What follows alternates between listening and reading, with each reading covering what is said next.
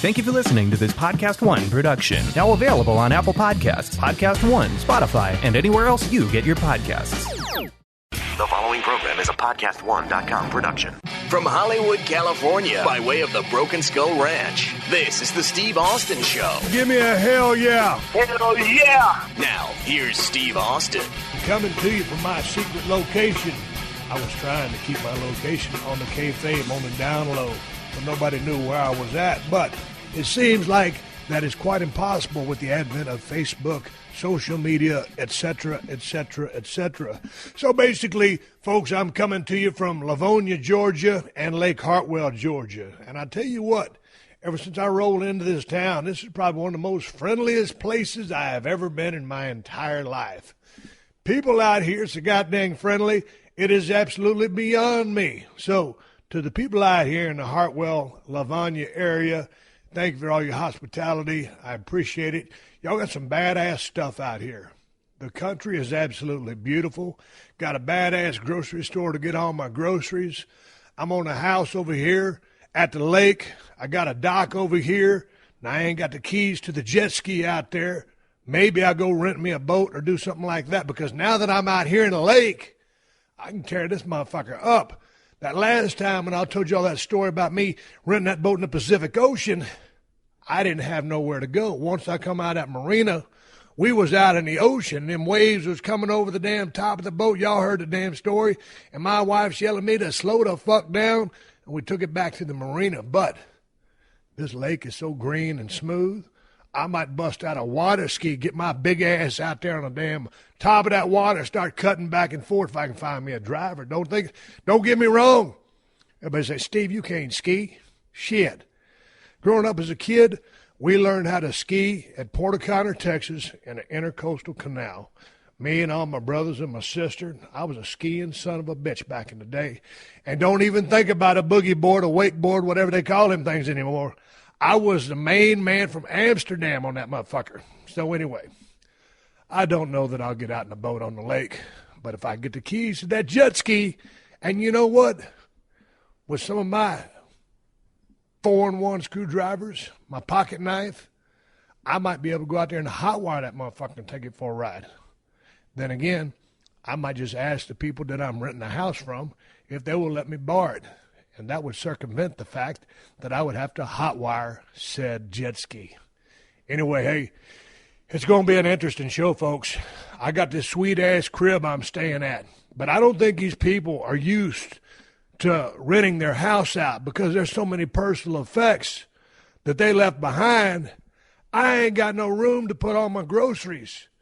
I rolled up into the grocery store the other day after I finally got checked out of the Holiday Inn Select. And let me give a shout out to all the people over at the Holiday Inn Select.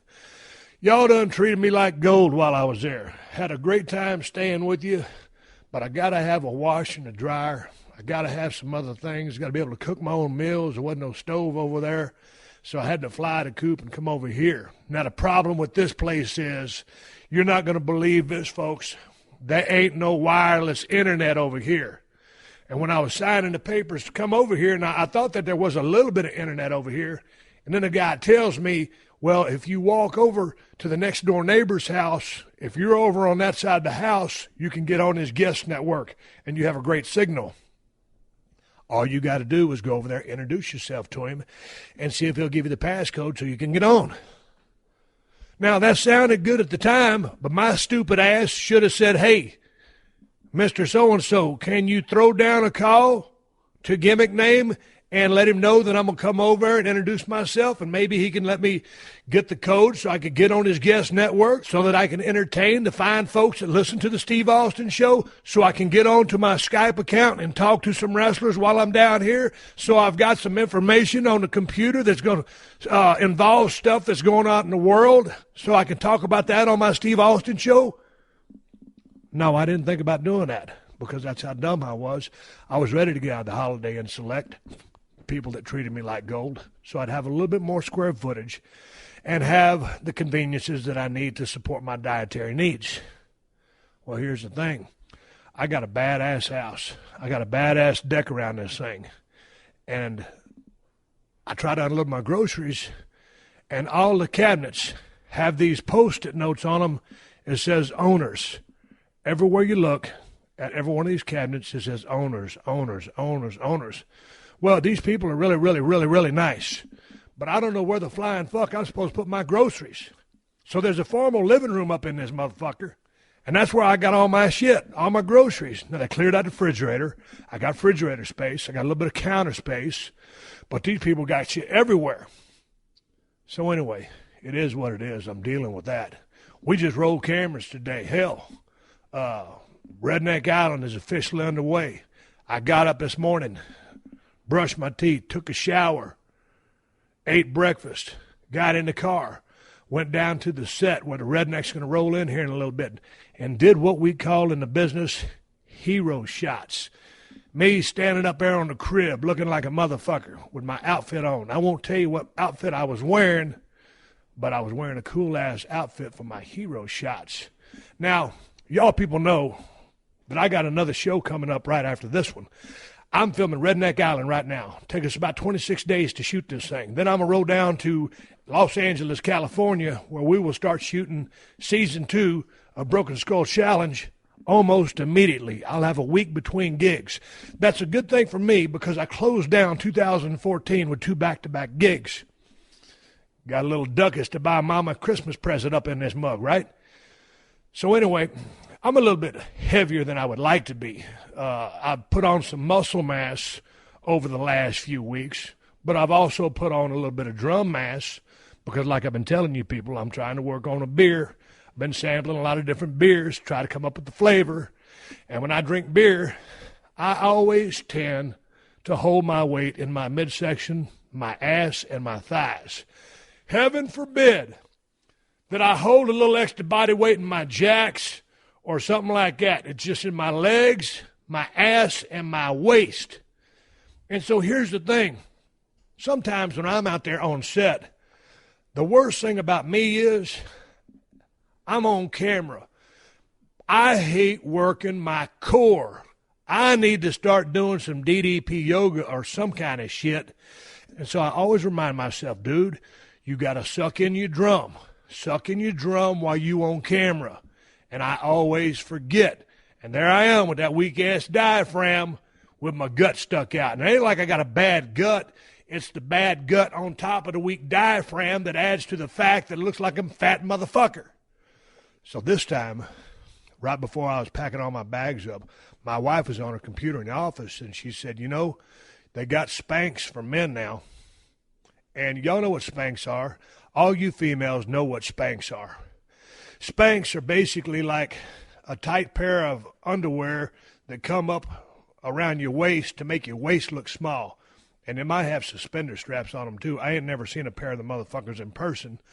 But now they make Spanx for men.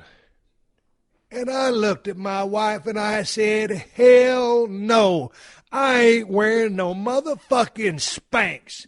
If the word on the street got out that a global icon and a national treasure, America's favorite beer drinker, one bad motherfucker walking down the street, hosting Redneck Island, the toughest show on television, the Broken Skull Ranch, was wearing Spanx, I ain't wearing no goddamn Spanx. Shit. So anyway, my wife couldn't see why I was too egomaniacal to wear said Spanx. I'll suck in my drum. I'll do some planks tonight. I'll do what I got to do. Maybe cut back on the carbohydrates a little bit. But Spanx ain't in my future. So you heard it here first, folks. Homie don't wear no Spanx. And in this case, homie is a man named Steve Austin. Shit. I can't believe she had the nerve to offer me to get some Spanx on the internet and get them shipped to the house. I'm going to remember to hold in my drum on this show. Jesus Christ. I can't believe she said that. You talk about chipping away at a man's ego. Shit. God damn it. What was she thinking? Spanx for me? So anyway, I ain't wearing no Spanx. But with that being said, let's get this show on the road and get through this first spot and kick this thing into high gear. This is the Steve Austin Show.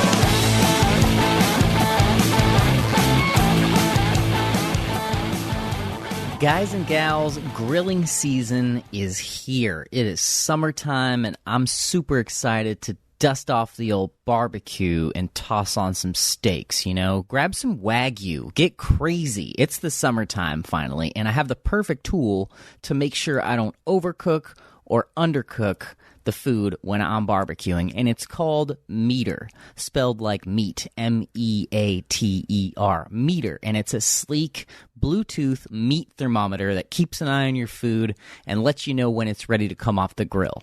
Like, how amazing is that? Like, you don't have to sit there and be a barbecue hawk and all locked in on the barbecue the whole time, making sure that the stuff comes out right. No, you can pop it in there, walk away, and let the app tell you when your meat is ready. How beautiful is that? It'll give you a countdown for the cook so you know how many beers you can crush before you have to get back to the grill. It's the, like, grill master hosting guy's dream here. You know, you don't have to be all super locked in on the grill. You know, like when I'm hosting, you know, and barbecuing, it's hard to, like, you know, and to entertain the guests you know, and not screw up the meat, you know. It's like a pet peeve of mine. It's like, you know, this stuff's expensive, you know, you spend money on this stuff and you want it to come out right. It's so aggravating when it doesn't come out right. You burn the stuff or whatever. So how amazing is this, man? I mean, it can be used in a grill, a smoker, an oven, sous vide cooking, air fryer, rotisserie, literally anywhere. And it comes with cloud service. You can have limitless range, so you can still monitor the barbecue while you're watching TV or running to the store really quick. This is the perfect tool to be a grill master and to buy for Father's Day if you haven't been shopping yet. So get 10% off with code STEVE at MEATER.com. That's MEATER.com. That's 10% off on MEATER.com with code STEVE. It's barbecue season, baby. Get grilling with MEATER. Steve Austin, Unleashed. All right, folks, and now here we go. I'm just going to start off telling you a couple of stories that have happened to me since I've been here, and these are true stories, and then I'm going to get on to answer some of the questions that y'all sent in. Let's rock and roll. I went to the store the other day to buy my groceries, and I got a pretty short grocery list to accommodate my new diet that I'm on. And basically my diet is about 2,800 calories. I tell y'all this all the time. It's about 2,800 calories. I jacked up the protein, or jacked down the protein a little bit, and then I took the carbs down to about 200, and I actually lowered my fat intake. So I brought all my groceries home. And, you know, it's always hard when you're trying to stock a house for the first time to get your shit going, because they got all these Post-it notes everywhere that says owners, owners, owners. That means I ain't supposed to get in their shit. So anyway, I bring all my shit back, and I put it on the living room table in here and the master dining room, whatever you call it, the formal dining room. And, you know, I didn't know if they was going to have paper towels for me. So I didn't want to get a whole shit pile like you get at Costco. You know, like when you buy paper towels at Costco, you get that damn thing that's got about 12 rolls in there. So I had just one roll of paper towels, and I couldn't find the doubles. And then finally, I saw that big, bad, macho motherfucker, Brawny. The dude, like looking at him right here. Dude got the plaid shirt on, got his hands on his hips. Brawny. Yeah, that's the kind of damn paper towels I bought. I bought the toughest motherfucking paper towels they had. I got me a bunch of bananas, and I got some paper plates. Did y'all know that even when I'm in Los Angeles, California, I eat most damn every one of my meals off a paper plate? Now, that would anger some of you who are on the side of being green. So I guess I'm not the greenest human being on this planet. Also due to the fact that I got a 95 Bronco and a 96 Suburban that burn a lot of damn gas and offer out a lot of pollution. So anyway, to try to make things easy for me, I bought all this stuff. And I bought me a bunch of damn packs of lean ground beef. I got a bunch of damn packs of boneless, skinless chicken breasts. I got me a half gallon of fat-free organic milk. I got me some salsa. I got me a case and a half of Diet Red Bull to keep my damn energy up. And then when it came down to get some eggs, I was like, well, man, how many eggs do I need? And there it was right in front of me. A 60-pack. And my guy who had already tried to do my shopping for me had already got me a dozen and a half, so that's 18. And I saw that 60-pack. I said, shit, that's got my name written all over it. Reminded me of that old movie Cool Hand Luke, when Paul Newman was a new prisoner who came into the system, and George Kennedy played the part of Dragline. And Dragline was the kind of guy who ran the prison. And this was back in the old days. If you've never seen the movie Cool Hand Luke, to all you young hipsters that listen to the show, I highly recommend that you watch this movie because it's one of the best movies of all time. And it's in my top 3 favorite movies of all time. So anyway, they laying up at the prison. It's hotter than a motherfucker. Everybody's sweating. I believe they might have been playing cards. Or Cool Hand Luke, Paul Newman, the one and only Paul Newman, good-looking cat with the blue eyes, was laying over there. And he wasn't fitting in at first. And all of a sudden he says, I can eat 50 eggs. Somebody says, nobody can eat 50 eggs. Now, George Kennedy, who started taking towards Paul Newman, says, my boy Luke says he can eat 50 eggs. He can eat 50 eggs. We got a bet here. Babaluga. So anyway, I got 60 eggs. Then I got another 18. I got 78 total eggs. That'll last me about 1 week because I eat 12 egg whites every single morning. And every now and then I eat out anyway because before I got over here to the crib, I was eating all my meals over at Waffle House. Now, Waffle House is an institution. Waffle House was started in 1955. They have, I don't know how many locations they got, but they in 25 states and predominantly in the southeastern states. So a lot of people ain't never heard of a Waffle House. But to all my brothers and sisters who've been out on the road in the business of professional wrestling, Waffle Houses are institutions where we all love to stop because whether you want to eat clean, dirty, or just flat out junk, you can get it at Waffle House. They got good food, and it's very consistent. And I love me some Burt's chili up in this mug. You can go in there. You can get egg whites. You can get chicken breast. If you want a little bit of a health kick, you can get your hash browns steamed rather than you putting any oil on them. And while I was sitting there trying to think of what them hash browns was called, I had to push my stop button 3 times. And when I thought of it, I was fixing to say it. And then I forgot it again. I kept pushing my pause button. So I'm going to say it one more time. Hash browns, motherfucker. Hash browns. Hash browns. Sorry about that. I'm so fucking mad. Hash browns. You can get steamed hash browns at Waffle House. So I've been eating all my meals over there for the past couple days. And then I noticed that when I'd come over here to check out this new rental house I was going to stay at, that they had a barbecue pit on the back grill out here by the lake. And I asked the dude, and it had a Georgia Bulldogs cover on it. I'm in Bulldog country because we close to Athens, Georgia, home of the University of Georgia, just like when I'm over at Norman with my buddy Jumpin' Jim Ross, the white meat baby face with a hell of a drop kick. This is Georgia Bulldogs country. So I said, does that grill work? He said, yes, sir, it does. I said, is there propane in it? He said, yes, sir, there is. All you got to do is turn the gas on and start it up, and you're ready to go.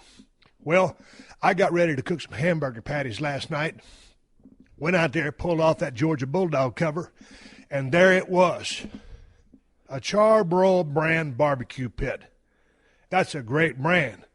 But this motherfucker was about a 1962 model. And I said, son of a bitch, I didn't know I was going to be barbecuing on a fucking antique. Then I opened the lid. These people must have bought this barbecue pit in 1962 and have used it every day since 1972. It was burnt up, and because sometimes when it sits, it was rusted up. And then when I turned the gas on the propane cylinder, turned the dials on the barbecue pit, hit the ignite button, it kicked right off. And a flame flickered up like one on a Bic lighter with the setting turned on high. I said, well, now look at here up at this motherfucker. My wife used to have a pit just like this, except hers was an 82 model, 1982, 20 years newer, but with the same bullshit flame gimmick on it. So I said, well, this is all I got to work with, so you got to make chicken salad out of chicken shit sometimes. So I got my 3 hamburger patties, which were 93.7 lean ground beef, and put them all around the little flame that flickered on the barbecue pit. Come back a little bit later, and I said, man, I need to flip these motherfuckers now. I look around, I ain't have a spatula to flip them with. So I started scouring around the kitchen. But every damn time I come to a cabinet where I think there might be a spatula in it because there wasn't none on the damn counter space, it said owners, owners, owners. I said, well, fuck. They got to have at least a spatula the renter can borrow for just 15 minutes to cook his hamburgers. Finally, I found a little bitty-ass narrow white spatula. Went out there and flipped my fucking burgers a couple times, waited about another 30 minutes for that little flame that flickered to cook them so I wasn't eating the goddamn medium rare hamburgers. Ate my hamburgers, washed the spatula, put it back where it said in the owner's file, and then got my country ass into my rent-a-car, a little SUV. I think it's like a Chevrolet Envoy or something like that, and it's got a hatchback on it. And I've been driving that motherfucker back and forth to the grocery store and to Walmart to get all my victuals and all my fixings. And I was wondering, was the hatchback going to pop up on this sumbitch like my BMW with them little ass sun visors? This motherfucker got big sun visors, and that hatchback ain't opened by itself yet. Safe vehicle. I got my seatbelt on. I ain't got no dogs with me. I ain't got no worries. So here's what I did. I go down to Walmart, and I'm starting looking at all the skillets, and my wife is talking to me at the time on the telephone. Now, as guys, you know what I'm saying when I say this. You're always trying to buy the right skillet. And you need about a 12.5-inch skillet because that'll get 12 egg whites. If you're going to use it to cook chicken or a hamburger or whatever, it's easy to brown everything in about a 12.5-inch skillet with that Calphalon shit on it. Well, I was in the wrong section. I was in the section where they wanted $50. $50 for a damn skillet. I told my wife, I said, well, shit, I don't want to spend $50 on one of these motherfuckers. But when I was in that owner's drawer over there, they had a skillet that I didn't like, and I wasn't supposed to be cooking on it anyway. So I moved down to the right of the aisle, and I picked up a skillet for, I think it was $23.98. And then came the major factor, a spatula. Now, I picked out a good spatula, and I brought that spatula home, and then they put the sticker on it to talk about how slick the surface was on this goddamn spatula. It was non-stick. But they put a sticker on it, and the sticker was the stickiest goddamn glue I've ever seen in my life. I busted out my military-grade Spyderco and started peeling off that damn sticker with my pocket knife, and it's supposed to be a non-stick surface. But they stuck this sticker on there like a motherfucker. That thing had a lifetime guarantee. Took me 15 minutes to get that sticker off, and by the time I got through carving it off, I needed to bust out my sharpening sticks to sharpen up my Spyderco because that's how much damage it had done to the blade. Anyway, I got a spatula, and I got a skillet up in this son of a bitch. And then it was on to the real big purchase. I was going to buy what they call a hot spot. This little sumbitch that you plug into a wall, and you buy a little calling card gimmick, and then you go to your house, you plug this gimmick in, you call a number, you talk to someone. Well, first of all, I couldn't get a human being. And it was giving me all the different options that I didn't need. I needed to turn my hotspot on, activate the card, so I had 5 gigabytes. However much 5 gigabytes worth of storage or memory is, that's what I bought for $50. And so I'm trying to activate this thing, and I can't do it by myself. Every time I say representative, operator, it kicked me to a different robot. Finally, a human being came on, faintly, at the very far end of the earth, in a different country, trying to guide me through the steps to set up my hotspot. I couldn't set this motherfucker up to save my life. Then he tells me, how long have you been charging up the hotspot? I said, I just plugged it in about 10 minutes ago. He said, well, the signal's not strong enough. You need to charge it for 3 to 5 hours. I'm thinking, dude, if it's plugged in and it's lighting up, it ought to be a strong enough signal. But I couldn't argue that case because he was saying I needed to charge it up so that it had more range. Well, that wasn't going to help me because it started about 8 p.m. last night, and I need to get my podcast done ASAP so I can send this motherfucker in. Oh, yeah, here's another story I forgot to tell you, because when I was talking to my neighbor about getting on the neighbor's Wi-Fi and signing on his guest account, if I just walked over there and introduced myself, I never got around to telling you guys that story, so that's what I did. I went all the way down my driveway, took a right, went all the way up his driveway. It's a pretty good distance. And I'm thinking to myself, now, it's kind of secluded out here. People are real private. They ain't used to seeing a whole lot of people like me out here. A dude in tennis shoes wearing camouflage shorts, a tank top, a goatee with sunglasses knocking on your door. So I rang his doorbell. Now I'm thinking, man, I'm from Texas. This is Georgia. Some things are, a lot the same. Some things are a lot different. He did have a welcome sign on his front porch, but how welcome would I actually be? Who knows? You see a cat like me walking up, you think I'm going to steal something, you stick a gun out the window and start shooting. So I rang the doorbell, and I stepped back a few feet to not look like such an imposing figure, because some people say I look scary. I don't think I look scary, but when I don't smile, some people assume that I'm a very mean person. So I'm sitting there, and all of the lights in the house are off. But it's about 7 p.m., and it's still daylight. So I figure, man, maybe this dude's one of them frugal cats trying to avoid electricity bill. So anyway, nobody answers the door. And I'm sitting, all right, I'm kind of looking through there a little bit, looking to see if I see any movement, see if he's trying to kayfabe me. He's sneaking around in there. Nothing. The dude's SUV was in the driveway. He didn't answer the door. So then I'm thinking, okay, man, maybe this cat works shift work and he's sleeping. What do? Do you ring the doorbell again? Or you just turn around and go back home? I decided I would not bother this man. I decided that we would try to get in touch with him the next day and to see if I could get on his internet, walk my country ass back home to the house, ate a burger, and I heard something yell my name. Steve! Steve! Steve! I looked around, I said, who the fuck could it be? Ain't nobody out here knows me. Who's calling my name? Steve! I looked over, and it was that bottle of Pinot Noir. 667 is the brand name. And it was that bottle of wine calling my ass. It said, Steve, it's time for you to start winding down. You got a big day tomorrow filming the first day of Redneck Island. You got to get your beauty sleep. Time for you to have a drink of me, and let's start chilling out and getting ready for bed. Your podcast can wait until the morning. So I said, 667, you right. I busted open my Swiss Army knife, which I carry everywhere I go because my Spyderco military-grade pocket knife, single blade, ain't got a corkscrew attachment, but my Swiss Army knife does.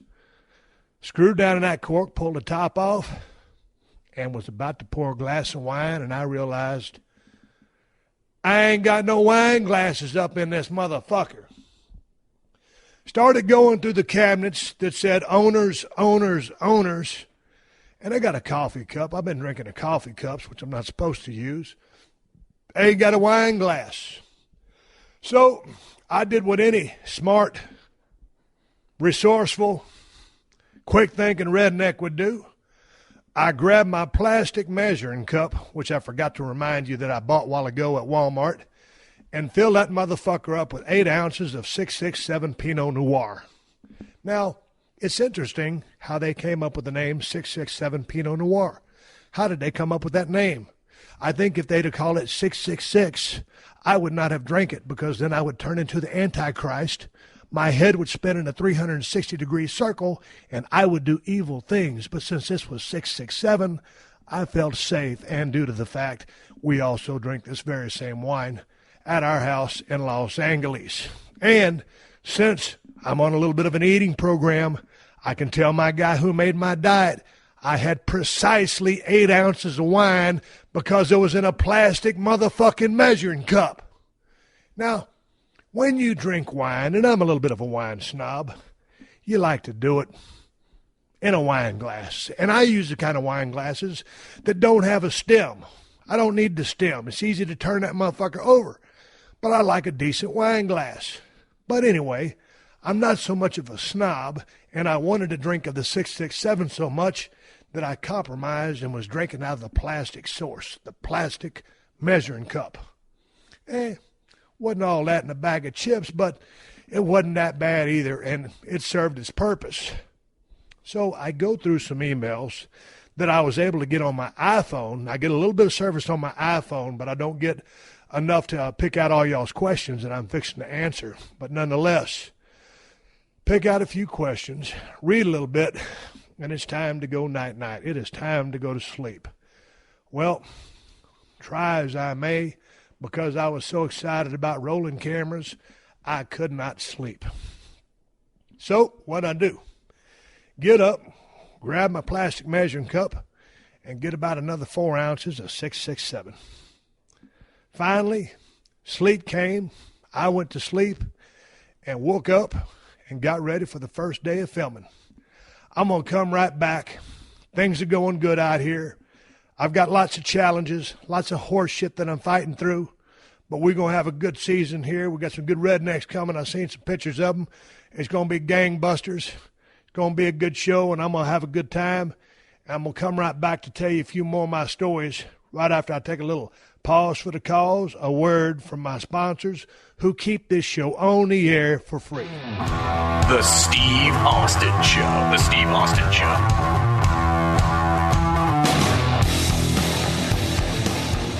Geico asks, how would you love a chance to save some money on insurance? Of course you would. And when it comes to great rates on insurance, Geico can help. Like with insurance for your car, truck, motorcycle, boat, and RV.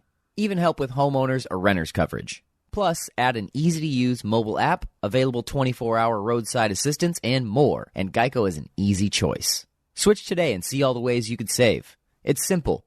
Go to geico.com or contact your local agent today. Steve Austin. Unleashed. All right, everybody. Appreciate you sticking around, taking a pause for the cause. All my sponsors keep us on the air for free each week. We appreciate the support they give us and appreciate you guys supporting us by clicking on the Amazon links to help our brother out to pay all these bills that come with opening up 2 cans of audio whoop-ass each and every single week. I forgot to tell you a story a while ago. Before I went and got my groceries, I was on a mission to get a coffee pot. And I'm a little bit of a coffee snob, too. So what happened was I just couldn't sleep one night over at the Holiday Inn Select, so I got up about 5:30 a.m., took a shower, got dressed. There's a Waffle House about a quarter mile from the hotel. I walked into the Waffle House, got 2 grilled chicken breasts, hash browns scattered, smothered, a couple cups of coffee, had a good breakfast. Also got a little bowl of grits, but they put too much butter in the grits. Don't get the grits. So anyway, I'm thinking to myself, here's my game plan. What you're going to do is go down to the Walmart and get yourself one of them Keurig coffee makers, Keurg, however you spell it, because it's supposed to make some pretty good coffee, and they put them little gimmicks in there in that little cup, and you push the lever down, and it makes you coffee. So it's a lot easier than the Mr. Coffee drip makers because I just don't dig that kind of coffee. So what I'm going to do is finish my meal, go buy the coffee maker, and then go to the gym. But as I'm leaving Waffle House, I'm thinking to myself, I know what's going to happen. I know I'm going to need to go to the bathroom once that breakfast and all that coffee starts percolating. I'm going to need to take a dump. Now, should I go back to the hotel and take a dump first, or then just be able to go to Walmart, get the coffee maker, and then go to the gym and take a dump when I get back? Now, it's a heavy-duty decision because I'm not just one of them guys that likes to take a dump anywhere in the world. I got my standards. Y'all have heard me talk about this before in the past podcast. But since you guys know me, I'm kind of ADD. I'm a little bit destination driven. I figured, hell, ain't nothing but a thing like a chicken wing on a shoestring. So I go ahead and let my food digest.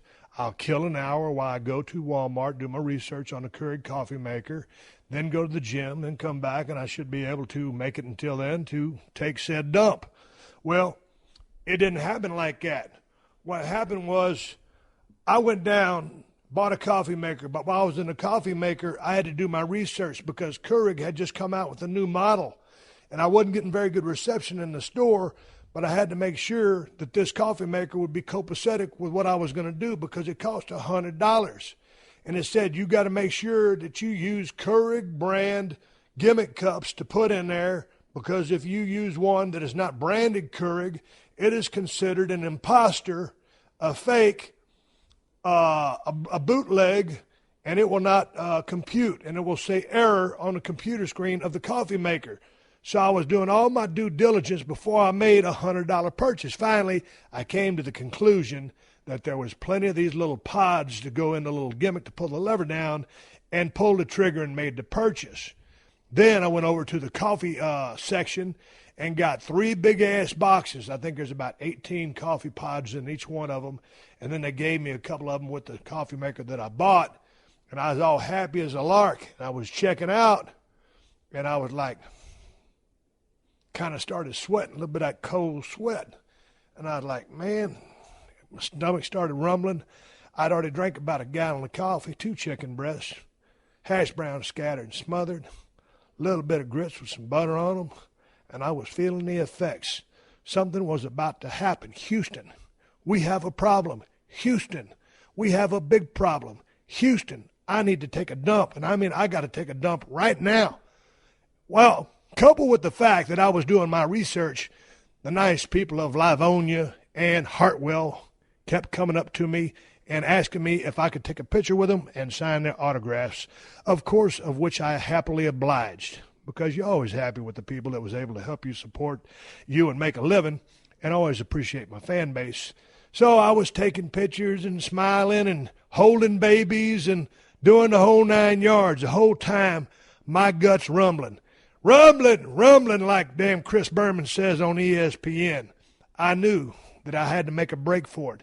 I knew that I had to get back in my Chevrolet Envoy or whatever the fuck my rent-a-car is and make it back to the Holiday Inn Select and drop the Browns off at the Super Bowl. I don't want to drop the Browns off at the Super Bowl. I wanted to put them in a toilet bowl.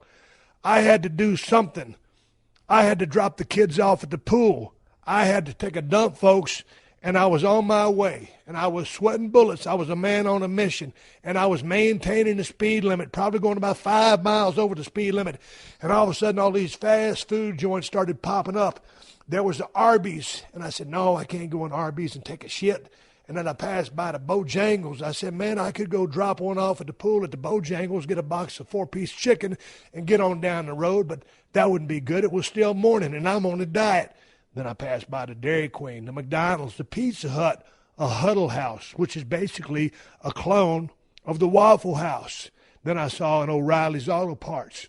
I could go in there, use their bathroom. Problem is, I don't have any car parts that I need to buy. They'd sniff me out, no pun intended. They know that I was just in there taking a dump because you used to walk into a fast food place, take a shit, and then leave because, I don't know, I guess I just got too much pride and self-respect. If you're listening to the podcast, how much pride and self-respect can I have? And then I kept on going. I passed by Advanced Auto Parts, didn't stop. Wendy's, I love Wendy's. There's a Dollar General store. I could go get some stuff for the crib at the Dollar General store. No, Little Caesars Pizza. Little Caesars Pizza wasn't opened up yet. And then Home Depot. The Holy Grail. The Holy Grail for the people who like to do it themselves. And you know where the bathroom is in a Home Depot. Big-ass building, about 200 yards long, about 150 yards deep, bathroom in the far right corner. I figured if I stopped at the Home Depot, I could buy a 4-in-1 screwdriver to put in my rent-a-car, but by the time I made it to the far right corner, I'd probably shit my pants and embarrass myself. So, then I finally saw a Chinese place called the Kobe Express. Chinese food, me dropping the kids off at the pool did not compute. I decided to squeeze my ass together as hard as I could, gassed it. I broke the speed limit. I was cool with all the law enforcement. Met them all at the Quick Stop when I was buying some Diet Red Bull the day before. Figured they'd let a brother slide if they pull me over. I would just pull over, put my car in park, roll the windows down, put both hands at 10 and 2, have my driver's license ready, say, sorry, officer, I was speeding. I got to take a shit ASAP or I'm going to shit all over this rent-a-car. And I don't want the extra cleanup charge because we try to keep the budget low on the Redneck Island show. Please don't take me in. Please don't give me a ticket. Please, I need to go to my hotel room and take a shit. Anyway, I didn't get pulled over. Good story is, I made it to the room and all the shit hit the fan. Cattywampus like a motherfucker, like a covey of quail flying out of my ass. And the thing about it was, the nice ladies there at the Holiday Inn Select had already cleaned up my room. The king-size suite. The hotel was brand new.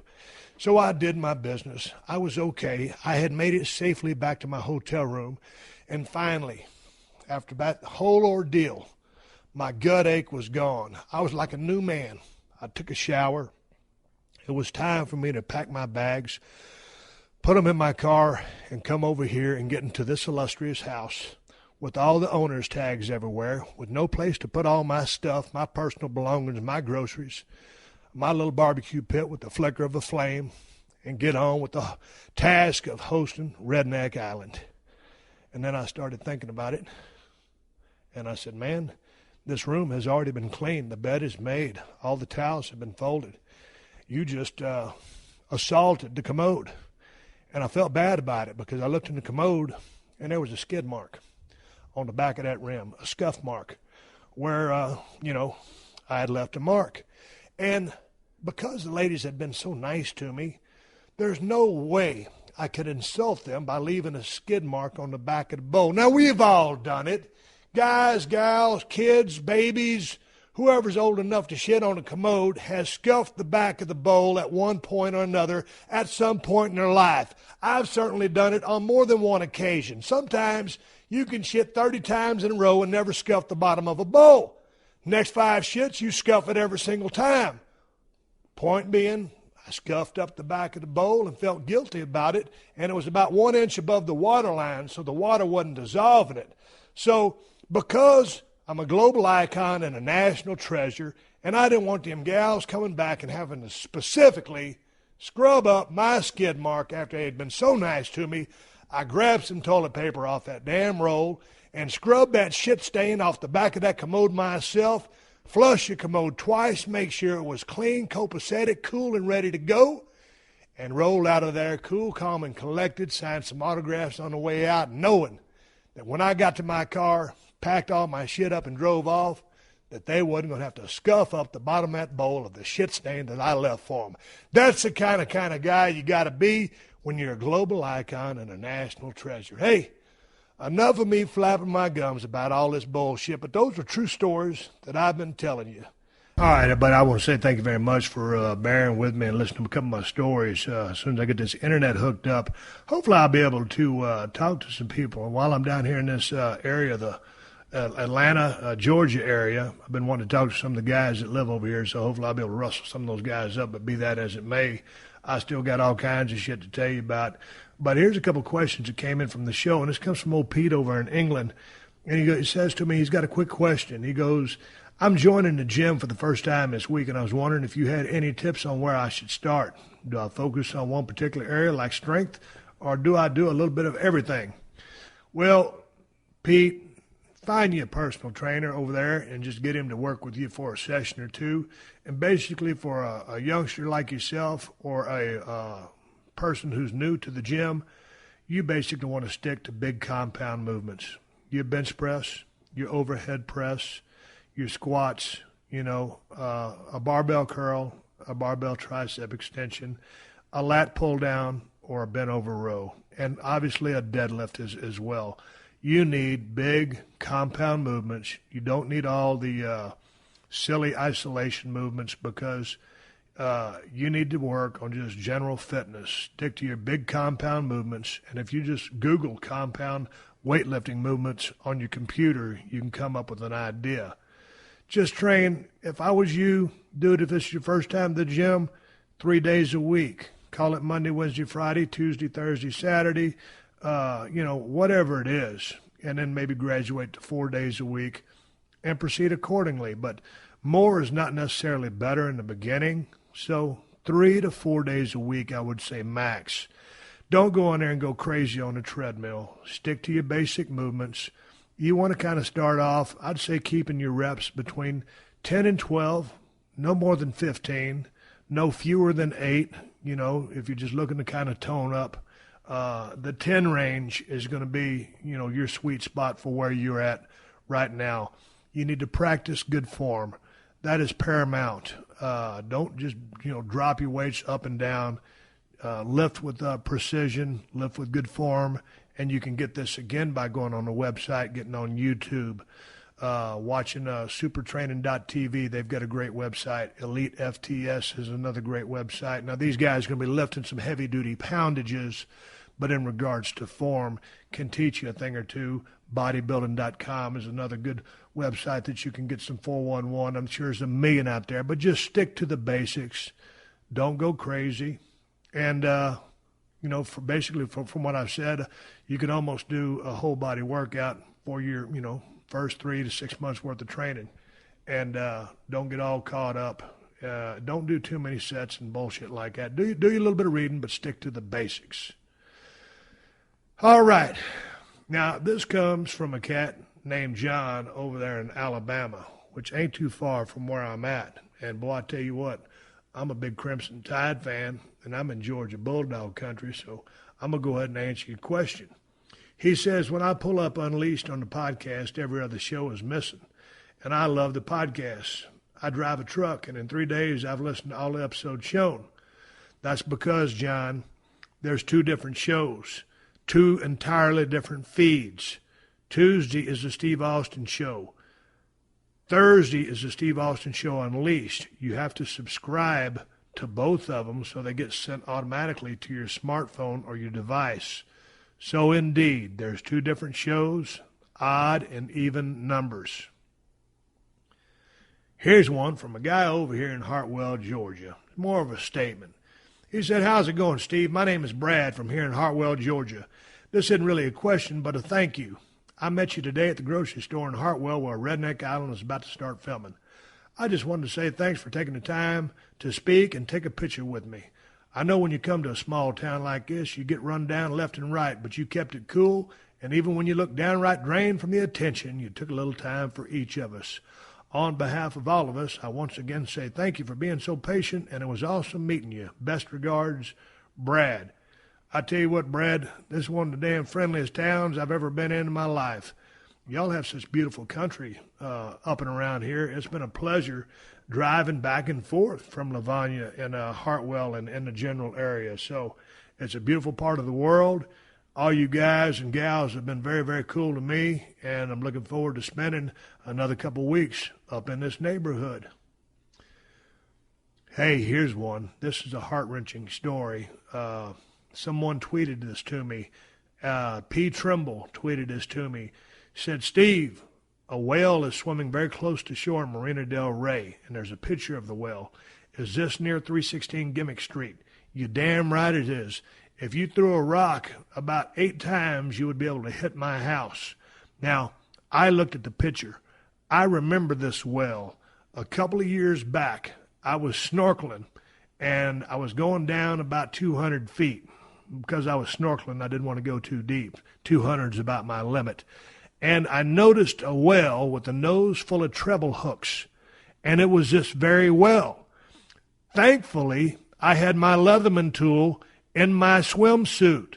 So I swam down after taking a great big breath of fresh air, snorkeled down, and met up with this whale.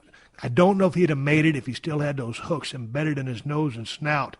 And so I went down there, removed them, put a couple sutures in him, and he looks like he's doing just fine. I bet what happened is he came back to say thank you to me and to say hello and to see if I wanted to go on a swim, but I'm over here doing Redneck Island. So, yeah, that's close to 316 Gimmick Street. He was just probably coming over to say hello and Last time I pulled them hooks out of his nose, we sat down and had a beer together and had a little bit of visit. So he's doing fine. He's just cruising the neighborhood, seeing if me or Hershey's around to chill out. Here's one. All right, that was bullshit, folks. We know that was straight up bullshit. I wasn't underneath the water in the snorkel outfit over 200 feet down, pulling the damn treble hooks out of a whale's nose and then having a beer with him underneath the surface. But when you got no internet and you got fuck all, you make chicken salad out of chicken shit. Now, some of you might be saying, Steve, I don't know that you actually made chicken salad out of that chicken shit. I'm calling you bluff.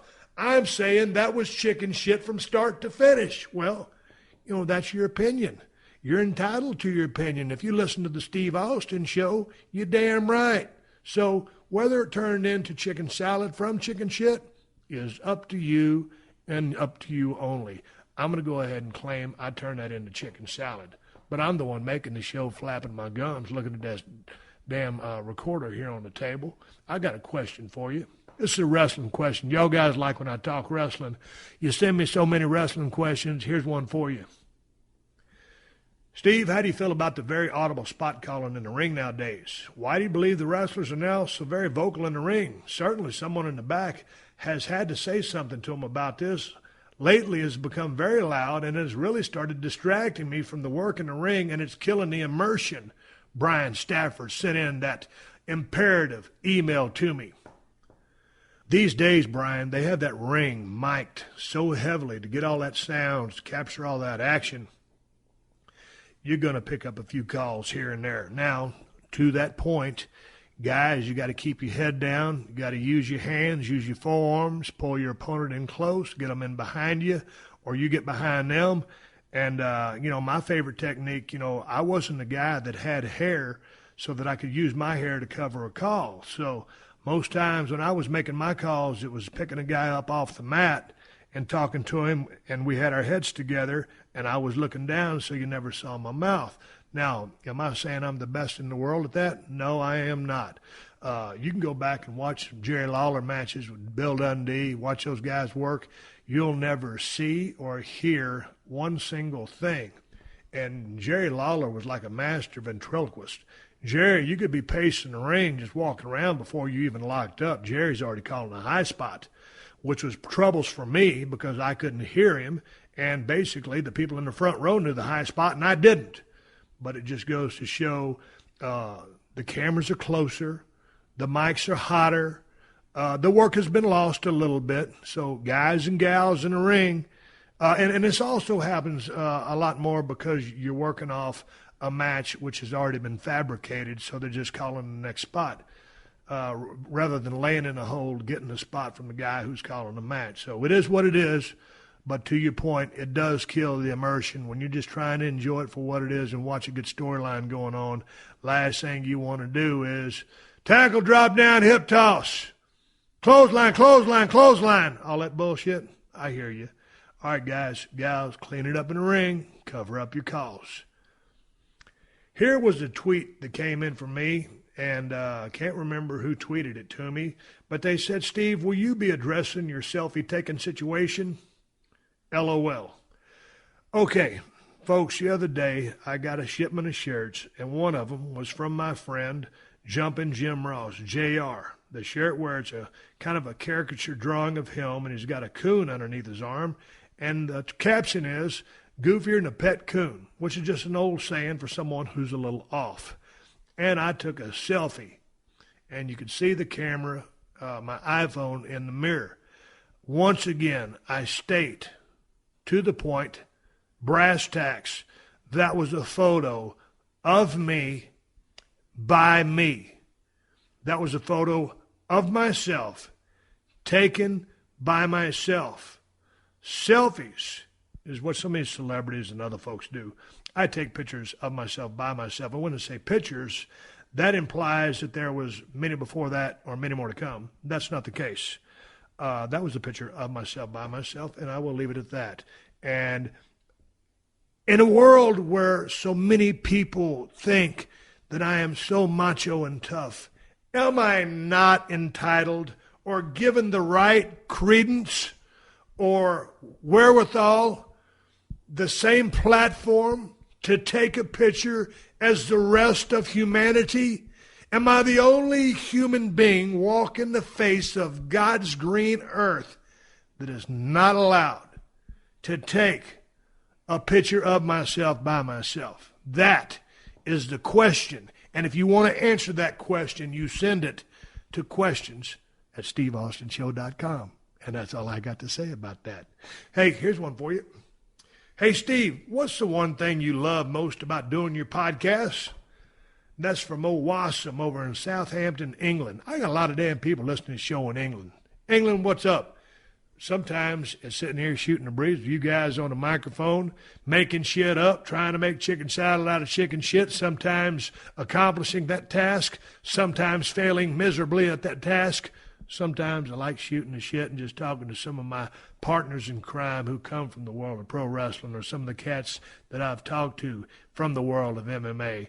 So I guess just flapping my gums. But sometimes, you know, when you get checked into a situation like I did and you can't get all your ducks in a row, you ain't got no internet, and you're kind of under the gun, and you're kind of filming a reality television show, sometimes it gets a little scrambled up.